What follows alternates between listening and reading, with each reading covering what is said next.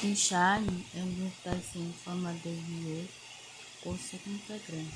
O integrante que ocupa a lista em 2017, ficando apenas com 4 integrantes. Integrantes da União deixaram emprego, mas não emprego. E junto eles formaram os príncipes do K-pop. O Alexandre já fez show no Japão e no Brasil. Nunca fez um show mais fechado para sair. E eles se tornaram os príncipes do K-pop. Eles já fizeram várias trajetórias de online e fazem sucesso e orgulho. E o grupo já tem mais de 10. Bora espero ter gostado do vídeo. Até o próximo vídeo. Quando tiver uma novidade no canal, trago aqui pra